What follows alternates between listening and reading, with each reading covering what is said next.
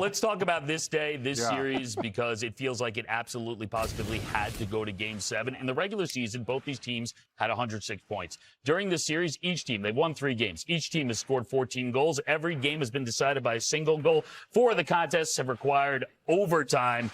It's been kind of tight. Let's go on the ice. Powered by Verizon. If there's a difference maker, it feels like, Biz, it's going to be that man in number 88. Yeah, and maybe a few blunders early in the series, but man, did he make up for it last game, and he's trending in the right direction. And I mean, the numbers speak for themselves. I think that he's probably his own biggest critic, and I think that he's going to be tremendous, and he's at home for this one.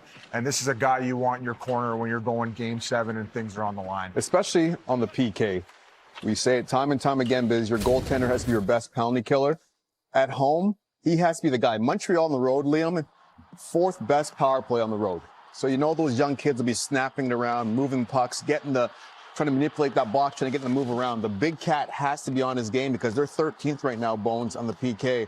That's not going to be good enough if they want to try to advance out of this series. Listen, I was in Tampa when we brought him over, and we were told at that point he is the best goalie in the world outside of the NHL, and he's proven to that point.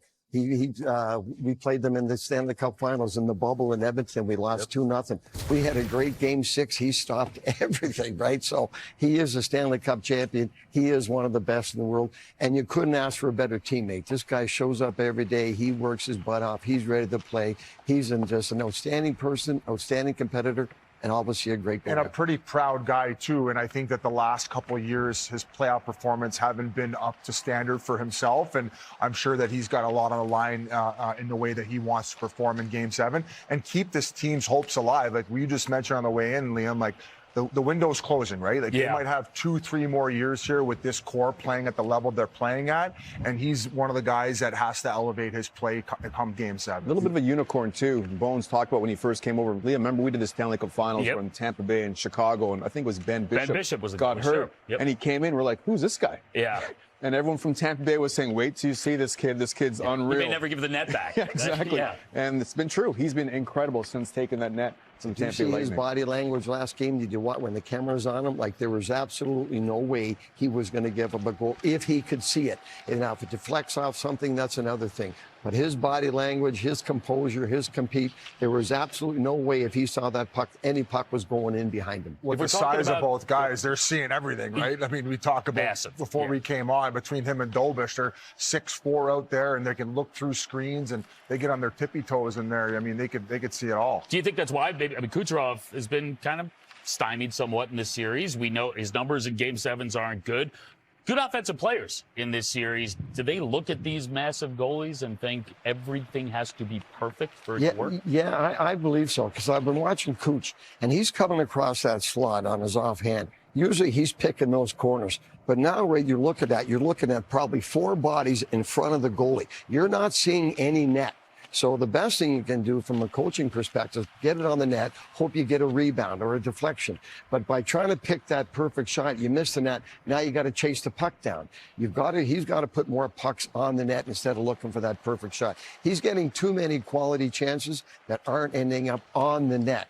And sometimes, again, as you know, when you're looking for that perfect shot, it's not there. There's no net to find with all those bodies and those 2 big goalies. Get the puck on the net. You're going to get scrambles like they got the winning goal. You go to Hughes' winning goal the other night for Minnesota, throws it in front, hits a skate and goes in. Those are the goals you're going to get. If the goalie can see it, you're not beating them. Especially on the power play. I think sometimes Cooch becomes cute a little bit too much instead of looking to take that shot. He'll get that opportunity to rip it. Just rip it and maybe take advantage of some of the chaos that comes, off of that. And maybe a guy like Hagel. I wouldn't describe his game as cute. No, not at all. But he gets the job done. I'd say effective would be, how he best to describe him. Even Jake Gensel, too, Biz. He always seems to come up in big games, so I look to see him having a big game in tonight's game. Yeah, massive hockey IQ, not afraid of the hard areas, just an absolute gamer. I mean, I think I read he's got the highest goals per game average of any American all time in Stanley Cup playoffs. So, I mean, if it's a big game, you know he's showing up. And the same goes for Brendan Hagel. I don't think we're in a Game 7 situation if Hagel hasn't put on the performance that he has. Like, this might go down as one of the best performances I've ever seen in a playoff series as far as, like, fighting, physical play, on the forecheck, net front presence, scoring big goals. Like, it's been absolutely remarkable. Do we need more of that from Hagel? Not just the scoring, but, like, for him to be fully engaged, do you need to see the physical side of his game, Coach? Yes, you do, because he's always around the net. He's always getting in the scrums, which means he's getting under players' skins. He's hitting them, he's bumping them. He's not the biggest guy. When that trade was made, you say, wow, they gave up a lot to get him. Well, now you know why they gave up so much to get him. What a competitive guy. He's a difference maker, and I'm with you, Biz. I think tonight you're going to get a huge game from him, and don't be surprised if he gets a goal or two tonight. He will be around that net, talking about the things we just talked, looking for those pucks, looking for those tips, looking for the rebounds. He'll be around the net all night. He'll be under their skin all night. He'll do his own dirty work. Like, he'll go get his own puck, right? So really, he's just like, he's a 5-tool guy that you can rely on, and he will not shy away. I mean, you saw him fight a guy almost twice his size in Slavkovsky. So I'm interested to see what he brings tonight. And also, if we end up going to the other side, I'm really interested to see what the big dogs for Montreal Let's bring. take it there. Yeah, because this top line was easily one of the best top lines during the regular season. But you have Cole Caulfield, Nick Suzuki, Juraj Slavkovsky. Great on the power play, especially early on in the series. Even strength. Anson, they've combined for 0 goals, 1 assist. What do they need to do to get going? And if it's non-power play related, how do you get that group sparked here? Well, it's going to be tough, especially on the road, because last change is going to be so critical. I think the big turning point for the series, not just the Hagel fight on Slavkovsky, but that huge hit from Crozier. Massive hit.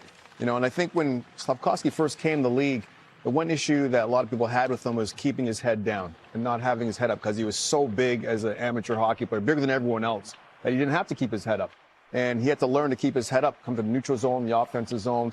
I think with these players, the biggest thing they have to adjust to is look for their shots. You know, same thing as Kucherov in the power play, not get too cute. Look for your shots. I think in this lineup that we're seeing right now, Slavkovsky got bummed down the second line. Well, so I'm just hearing now with line rushes. It looks. I know Anderson wasn't that top line. It looks like it's back to that normal, their normal top line of Slavkovsky, Caulfield, and Suzuki. Yes. Well, again, look for your shots. Game 7, you can't be too cute, guys. You have to take every single opportunity you get to shoot the puck, and you can't hesitate getting traffic in front of Vasilevsky, especially a player like Slavkovsky. That's what did the best work, getting that big body in front of the net, taking the goalie's eyes, Biz. All right, let's go back to the rink. Bring in a man who's been in this position a few times before, Ryan McDonough, 8-2 all-time in Game 7s. Ryan, thanks so much for joining us. Listen, you've been there, you've done that, you've had success. We look at a player like Nikita Kucherov, who has all the talent in the world, no points in all of his Game 7s. What do you expect from Kucherov tonight? I expect him to be himself. You know, he maybe isn't getting on the score sheet as much, but he's creating havoc, and he's making the other team be aware of him whenever he's on the ice, and you know, the special players make everybody around him better. So whenever you're out there with him, you know, just try to get open for him. Matt Truck, it's Ace. You're playing heavy minutes out there. What's the key to slowing down this Montreal Canadiens offense, especially on the power play? Yeah, I mean, obviously being disciplined here. That power play's lethal. 5-on-5, you know, it's more of the obvious here. Obviously, just, you know, managing the puck, not feeding their rush game. You know, really just try to make them go the full length of the ice, and you know, for the most part, we've done a good job of that. And especially in the D zone here, just allow Vassy to see those pucks. He's really dialed in, help him get to his game too. Mac, it's Biz. We were just talking about Brendan Hagel and the impact he's made on this series so far. What's it like from your vantage point and what he's brought and what he means to that team? I mean, his character, his attitude is just huge for us. The way he's carrying himself, he wants it more than anybody on our team right now, and he's showing it with his play, and he's, you know, helped driving a bus here for us. So we got to keep following him, and he's got to keep doing his thing for us. Mac, thanks so much for your time. Good luck tonight. Good luck. All right, thanks, fellas. Appreciate it. So that's Ryan McDonough, 21 wins when facing elimination in the playoffs. That is an NHL record. He has been there. He has gotten the job done. Let's keep it with Montreal. And something interesting here. Noah Dobson, who they traded for, brought in from the Islanders, but hadn't played since April 11th with a thumb injury. You're going to see him on the ice there. He's going to be in the lineup. He's going to be part of the third pair with Jaden Struble. Coach, this is a guy who, as I mentioned, has not played in almost a month. It's Game 7, and I get that he adds offense. Make you a little nervous? Yeah, it does a little bit. I mean, especially Game 7 in Tampa. So he doesn't get last change. Now you got to watch your icings. You got to watch all those little details. But listen, they're looking for offense. The power play didn't click last game. Maybe he's coming in to give it a different look. He's more of a weapon from the top. He can score from up top. He's got a great shot. And the other thing for me is they spent way too much time in their defensive zone last game. They were 6-15 in their zone. They need to break the puck out a lot better tonight, Montreal. I'm sure Marty's after them. That's way too many minutes in our zone. Get the puck out of their zone any way we can. Nowhere can do that. He can make that first pass. He's quick enough to get back, make it, and put that puck on the tape. And also, if there's no play, he'll flip it on his forehand. But they got to spend less time in their zone, and I think that's another reason why he's going in. And as far as clearing out the net front, like you mentioned, Jack Guy, I thought he's had a tremendous series, very physical. His presence has been felt. So it's obviously a little bit of a risk here going on. And I was going to ask you, Suzuki, who's I believe he's going to be up for one of the best defensive forwards in the league.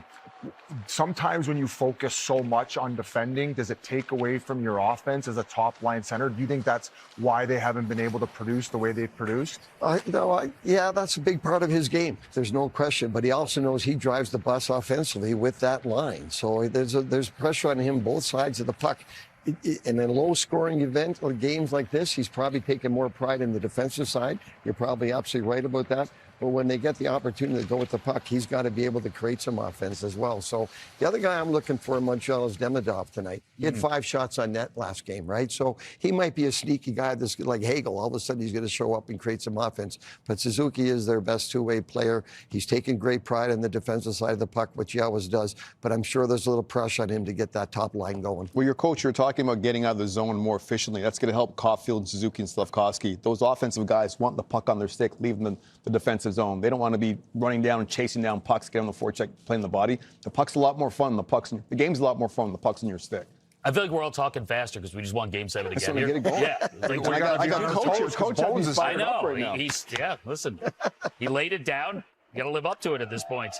Ooh, they got presence there in Tampa. They are fired up. Getting set. Winner take all down in Tampa.